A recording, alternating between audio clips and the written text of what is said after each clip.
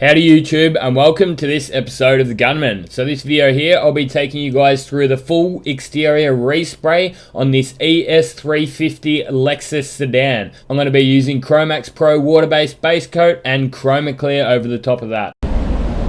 So it's Monday morning and I've got a respray on my hands here. I got most all the prep work done on the body on Saturday. I had to actually fix a fair few dents that the panel beaters missed through here.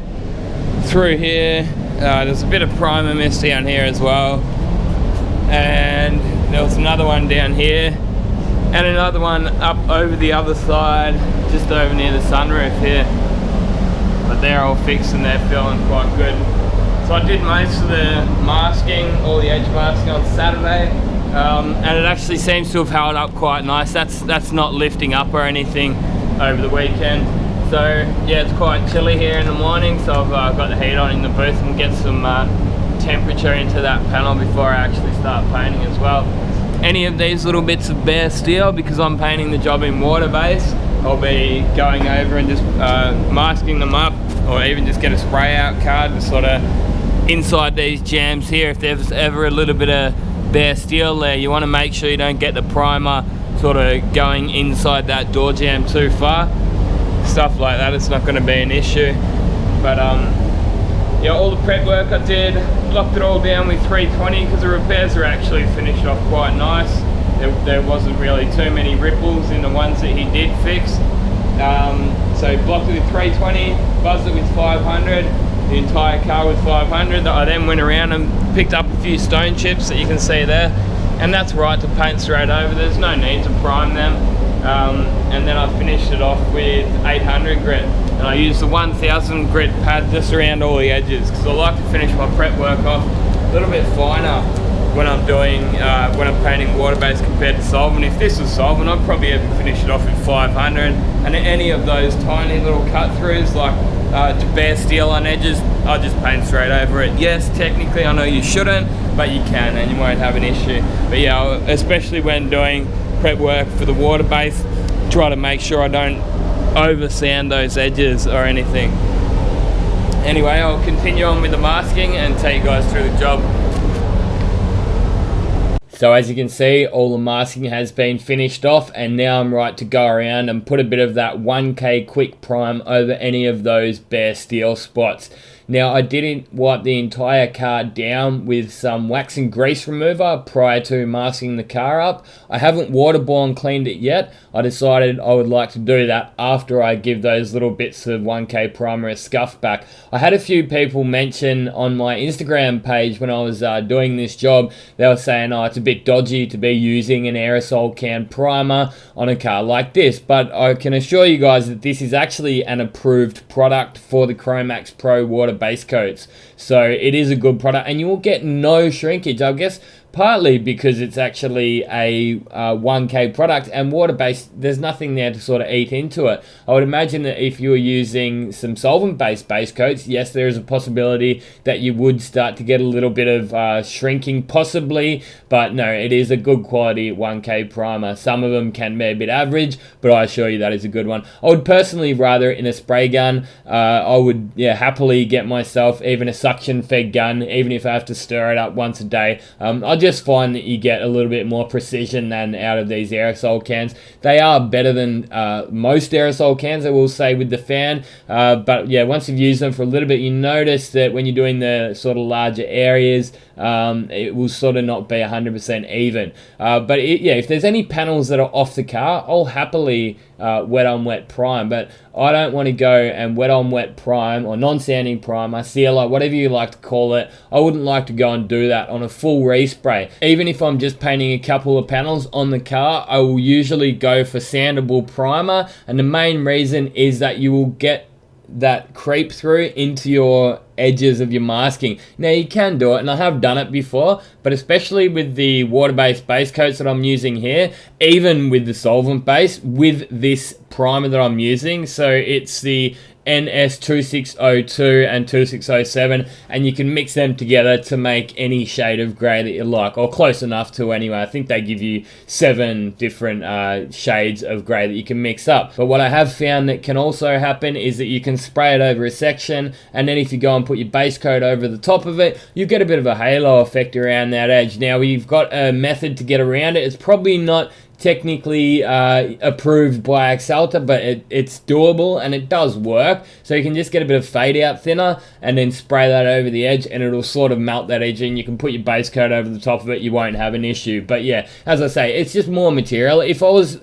to go and spray wet on wet primer over this entire car, you're putting more material on there, and you don't sometimes when you're refinishing, you really got to be conscious of not overloading someone's car with all this paint, because then what can end up happening is that you get big stone chips, and everyone's seen them. Like, you get one stone chip in the bonnet and it opens up to the size of a fingernail, so they're really big. So obviously the next stage was to scuff back those little bits of 1K primer. I was just using a 1000 grit pad there. They're the Mirka brand, M-I-R-K-A, Abralon 1000 grit discs, and they work absolutely perfect. You won't get any sanding scratches when you're using, and most of the Axalta water-based products. So I believe that the Cromax Pro, the Speed Hecker, and the Stando Blue Water are basically exactly the same product, really. I think they've just got different labels on it. But yeah, very impressed with how this stuff sprays. I had a little bit of an issue with some mottling, but if you guys watch the methods that I'll be using here, you should be able to get the same results as me. What I found that I was doing earlier was probably going a little bit too fast on my control coat,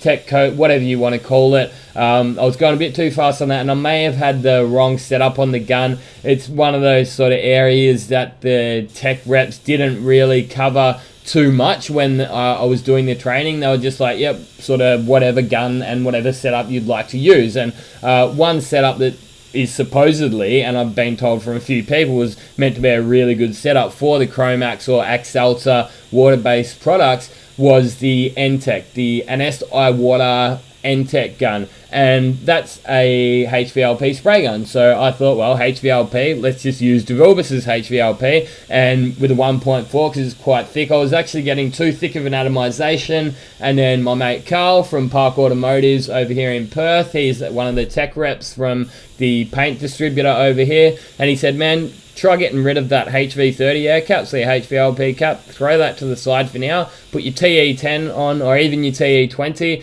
I went, you know what, I'll just try the TE10, and straight away started improving my results by running the 1.3mm as well. So it's like I was getting too much material on and too thick of an atomization for it to want to lay down quite nice, and I was also going a little bit too fast on that tech coat. I had one day when I was very pissed off with this Cromax Pro water base, but I stuck at it and I totally love it again. No love lost there in the end. But yeah, I was painting this Kia van and we had to do it numerous times. I won't say how many because it's a new record for me and I wasn't very proud of myself. But yeah, that was the day that Wade from Axalta came in and Carl from Park Automotive came in, and they basically just said slow down on that tech coat or control coat, whatever you want to call it. But that's that second coat where you just hold the gun right back. And look, I've found that I've been using a little bit more material doing it this way, but at the end of the day, when the jobs are going once, they're looking mint, it's really not a big issue. This shop here did have some problems with the previous painters. They just couldn't get the blends, they couldn't get the colors matched correctly. So the way I see it is, okay, I might be using an extra 200 or 300 mils of paint per job. At the end of the day, that's only $20 or $30, but when you're getting them done once, you're still miles ahead. So we're not remixing color, we're not reusing sandpapers and the downtime and all that is involved. And look, all in all, I do much prefer to spray the water base than going back to solvent. There was that day I was shitty on it and I just felt like saying, you know what, stuff this, why are we even using this stuff, you know? But that's probably just a sign of me taking pride in my work and not being happy until it's 100% and getting the top quality results, which I'm able to get with this. And as you can see there, I've got that gun just about as high as I can. I can't reach much higher than that, and yeah, just going quite slow. But there's no way that you can sort of spray like that with the gun so far away and going so slow without using a bit of paint, you know. So that's just how it is. But I find that this stuff dries down really nice. It takes a little bit longer, obviously, to dry down than your solvent-based base coats. But what you lose in drying time, you probably gain that in application time. So I only really have to go around this car once. If I was doing it in solvent-based, you'd have to go around that 3 times. So you feel like, okay, you're waiting in between coats, but all in all, you're probably ahead anyway. Plus, if you are waiting in between coats and you're in a bit of a hurry, you can get the air blowers, which you might just be able to see behind that aerosol can just there on the ledge. You can plug that into your airline and just lightly blow a bit of air over it, and that will aid your drying times. That will speed it up a little bit. You can also do what I do, a bit of air blowing and then go out. You don't want to rush it, because if it looks dry, I've found you're best off still waiting for a couple more minutes, because it can sometimes actually puddle up if you're not careful, especially around door handles and stuff like that. So all I do is I'll just go out and set the next job up, or, you know, start mixing the color, or just get ahead on the rest of the workflow for the next job. So we try to keep this booth running most of the day. The way I see it is, if the booth isn't running, then the shop is losing money. So you want it either on spray cycle, bake cycle, or in there masking a car up most of the day, if possible. It's not always possible, especially when you're doing the bigger jobs like this, you know. But yeah, I had my apprentice out there sanding the panels down while I was doing the application on this. Soon as this car came out, bang, came in with the panels, and after they were done, we had a couple more jobs to finish the day off with. And going back to overall film thicknesses, you will actually be left with a lower film build with this water base than what you would be if you were using the solvent-based paint, partly because more of it evaporates out, I think, and also you're getting that better coverage. So that's another advantage as well, and you will get no shrink back, and you will actually find that the clear coat retains much better of a gloss than it will with any solvent-based paints that I've ever used anyway. So it's just about like you're flow coating every job. That's sort of how it feels like when you're spraying this stuff.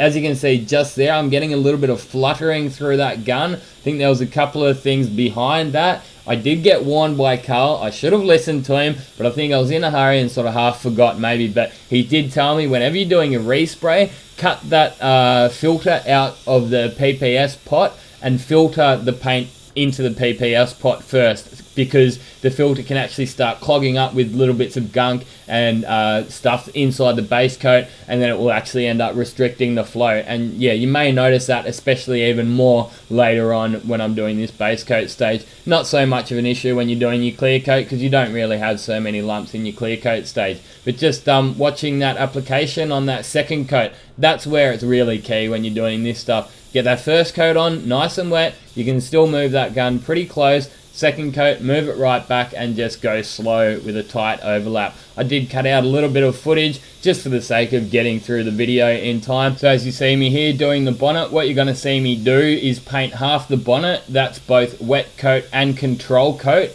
And then I'll be moving on to the other side of the bonnet, wet coat and control coat. In the environment that I am at the moment, which is a Perth winter, it's not necessary to do this really, because it's going to stay wet for a decent amount of time. But if you're working in low humidity, high temperature areas, then it's highly recommended that you apply the this water-based paint this way anyway, because the biggest enemy of this stuff is having it dry on you when you're painting it.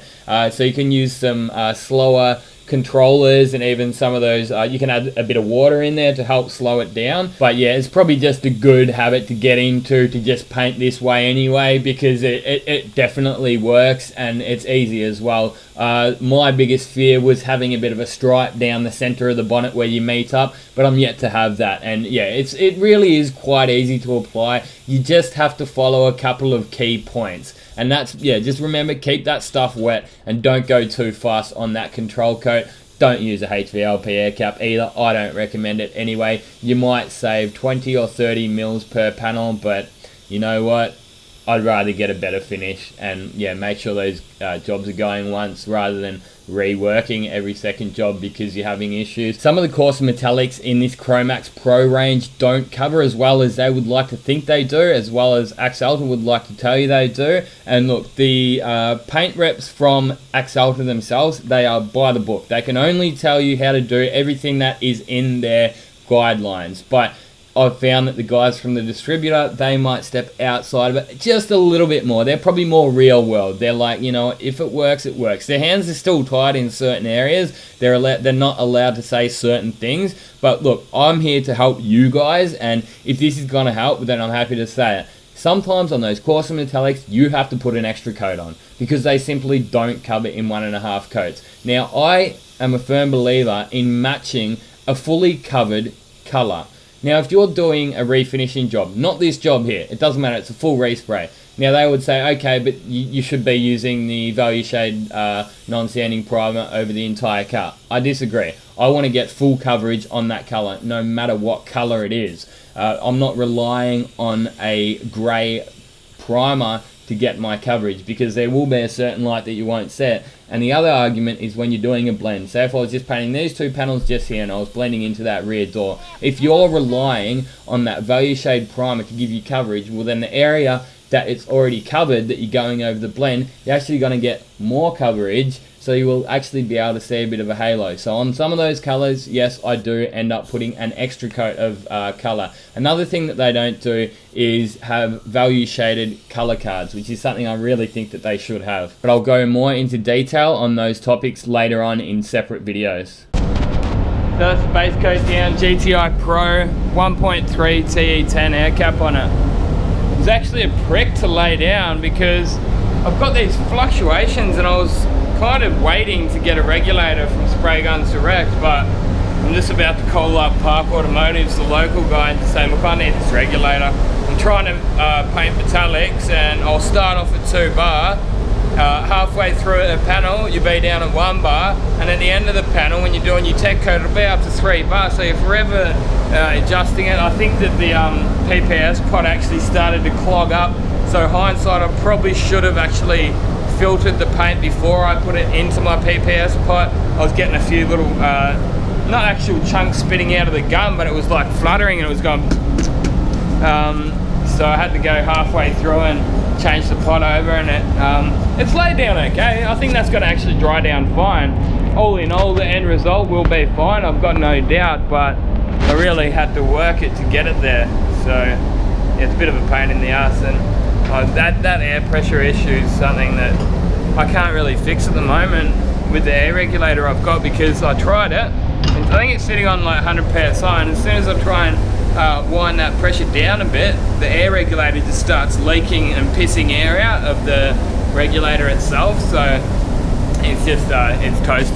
So have to wait and hope, even just for your clear coat, it's a total pain in the ass to get a nice uniform finish the whole car over when you've got such big pressure fluctuations. It's hard. Like it's not impossible, I can do it, you know. I've mentioned in other videos that with totally different settings you can actually get the same finish just through application and watching the paint go on, but it's not really ideal, is it? It just sort of goes to show what the previous painters here were like. They, you know, I've known about it, and I would have got onto it earlier if I didn't know that like Spray Guns Direct are going to send some of that kind of thing out.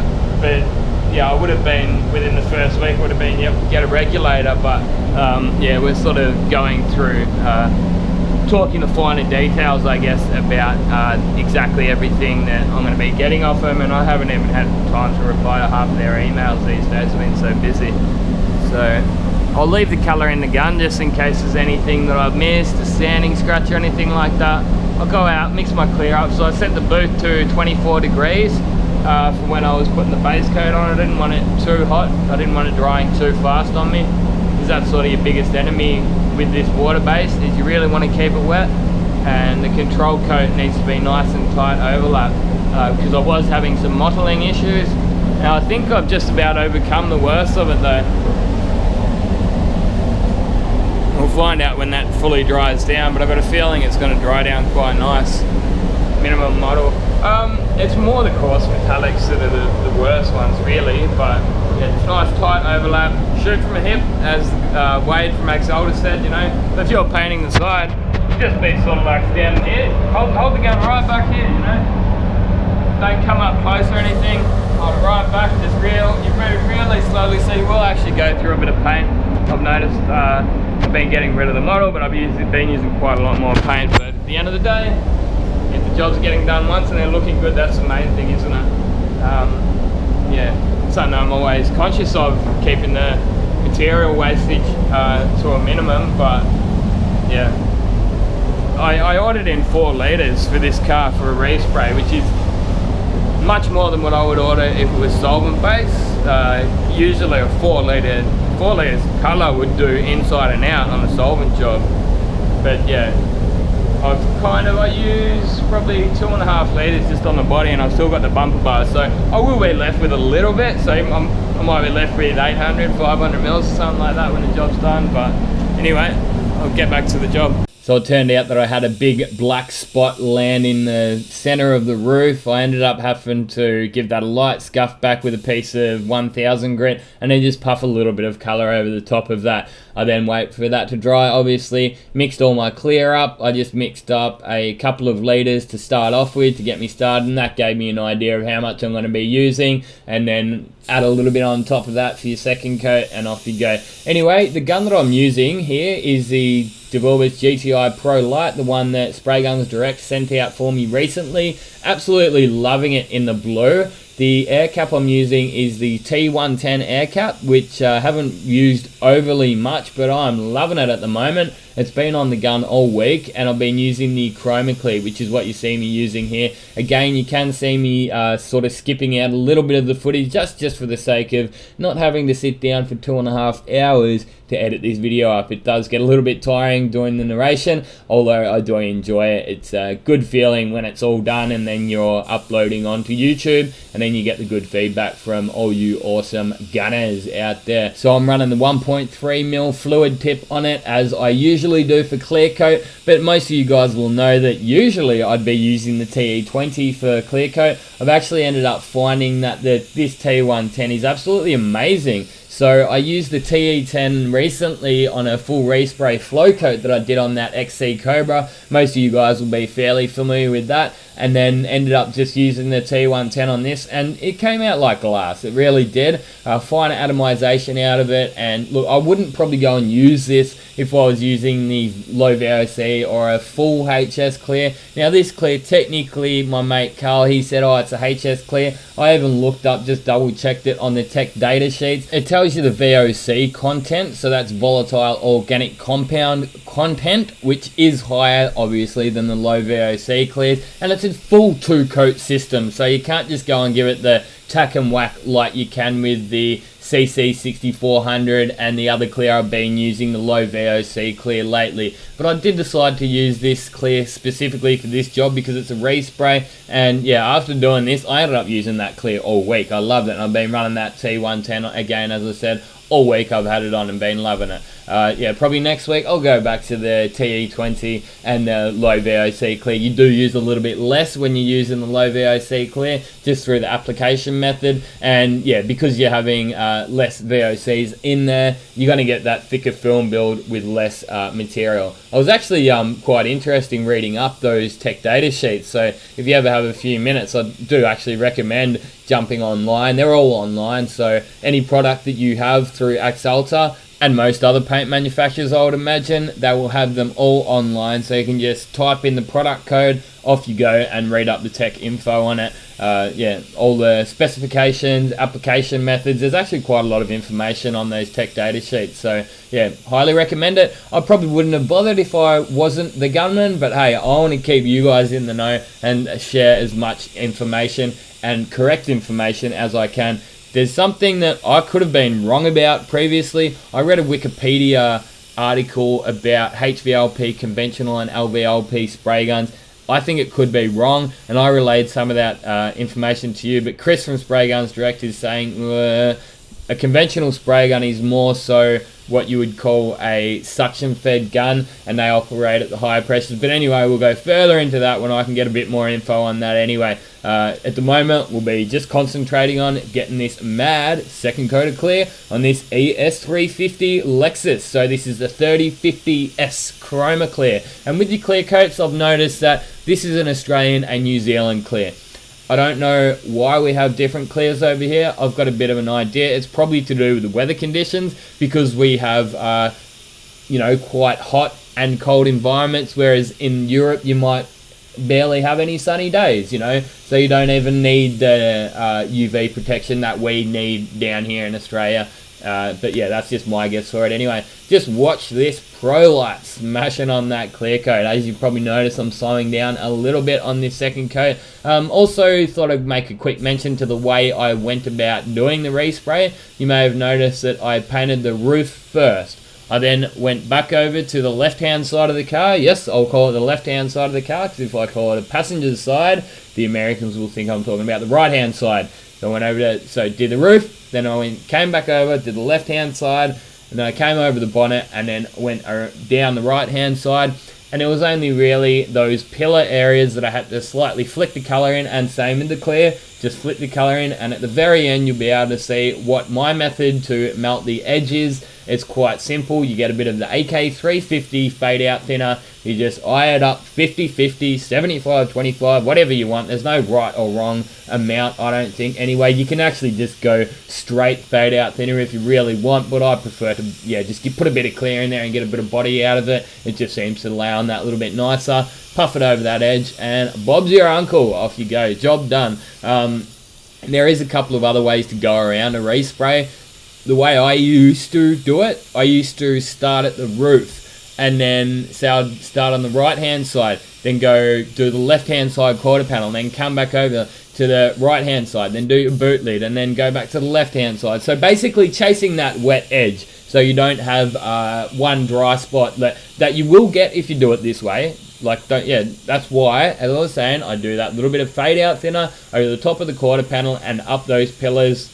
It's not a big deal. It just seems like you have to less moving around when you're spraying, so I reckon that's probably an advantage of having less crap land in it too. As you'll be able to see, this is an extremely clean job. I would put part of that down to the preparation work, having a clean booth, being experienced, cleaning it down quite well in between each stage, giving it a half an hour blow down before it even came in the booth, wiping it down with Prep Sol before I masked it, wiping it down with the water-based cleaner before I painted it, tack ragging the shit out of it before I put my base coat down. But once you got your base coat down, there's really not usually any need to tack rag it. Sometimes if you're doing a blend and that metallic just looks like it's standing up, and you'll get the feeling for it after a while. Once you got a bit of experience, you'll be able to look at it and say, hey, last time I did that, I got shit all through it. I'm going to run the tack rag over that. But yeah, again, you got to make sure that base coat is obviously quite dry before you do tack rag it.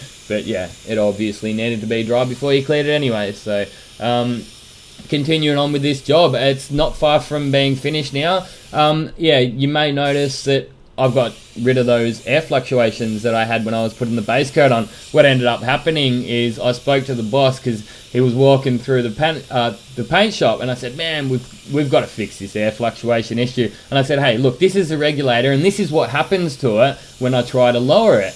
And it didn't happen anymore. I swear, there was one day I walked over to it. It's on the outside of the booth. It's just the other side of that airline that you can see on the right hand side up the end of the booth. I went to lower it. It was sitting at 100. It went down to 70 or 80 and then 70, and it didn't leak at all. So yep, it may have made me look a little bit silly, but I was happy to look silly there because it worked. And I was able to lower it down to 70, 75. I can't even remember, to be honest, but I've just about removed all of those air fluctuations. There's a little bit, but I used to be sitting in the booth, and as soon as I'd hear that compressor turn on, I'd be like, oh no, it's about to go up to 3 bar from 2 bar. And then, yeah, it's this is that little bit of fade out thinner that you can see me blowing over those edges, and it's fading it in quite nice. Hey, worst comes to worst, there's a little bit you've got to buff there, but it's made your application a lot easier, you know. Obviously we do try to minimize any polishing. I hate polishing, and I think that's probably part of the reason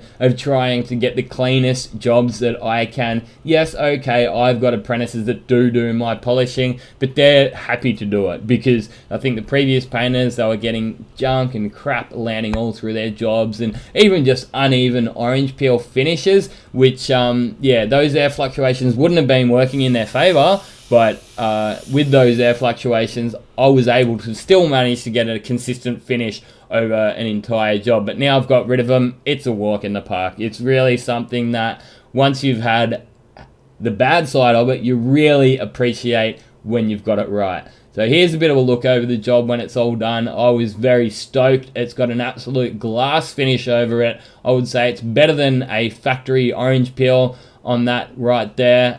Something I would be absolutely stoked to be driving around. I've definitely done the car justice. I haven't gone and done any average prep work. There's no dents left in it. There's no sanding scratches. There's no dirty, great big edges around the door jambs. And I've proved to the boss why he's lucky to have the Gunman working for him. Yes, that's right. I am a little bit arrogant sometimes, but when you're good, you're allowed to be. Anyway, this is me straight after the job. So there it is, the Lexus all finished off. I ended up figuring out my air pressure issues. The boss was walking past as I was walking out of the booth, and I said, oh mate, we need a new regulator because this thing leaks air every time I try and back it off. And I went to show him. I'm like, okay, last time it started leaking out that regulator, but it's actually okay now. So this thing managed to just keep up 2 bar pressure the entire time. It was a breeze, it was so good. So yeah, I used 1.3mm on my GTI Pro Lite from Spray Guns Direct and the T110 air cap. Absolutely love it. So Chroma Clear 3050S is the clear coat I used. So obviously I started here, did the roof, and then went down that other pillar to about here, and then came back over, did this side, went the entire way around, did the bonnet, and then all I had was a little bit of blending reducer to puff in over there, and a little bit up here because that had obviously had that little bit of time to dry by the time I'd came back around. So puffed a little bit of blending reducer up over there, also up both of these little pillar parts. But all in all, that looks awesome. It's quite clean. Like, there's a few bits of shit in it, a few chunks, but nothing really major. Like, I'd rather a couple of big bits than heaps of small bits. And that's a glass finish, really. Like, it's better than factory. When I'm doing a full respray, you can go that little bit further than your sort of OEM finishes. You're not going to go and try and match the factory peel, although it's probably fairly close to a factory peel. Probably just a little bit wetter, a little bit flatter. I could never see a customer complaining about that on a full respray, about having it look a little bit better than factory. But yeah, that's awesome. Loving it. I've got the bumper bars all prepped up by my apprentice outside, and I'll give this maybe even 10 minutes. Still haven't had morning smoker yet, so give it 10 minutes, then hit bake. Give it a good maybe even 45, 50-minute bake, just so that the guys don't jump straight onto it and start chipping panels. So yeah, make sure it's nice and nicely cured before it comes out of the booth. And it's nice and straight. I did have to pick up a few dents here and there that the guys missed, but not to worry. It's the end result that counts, isn't it? Loves it.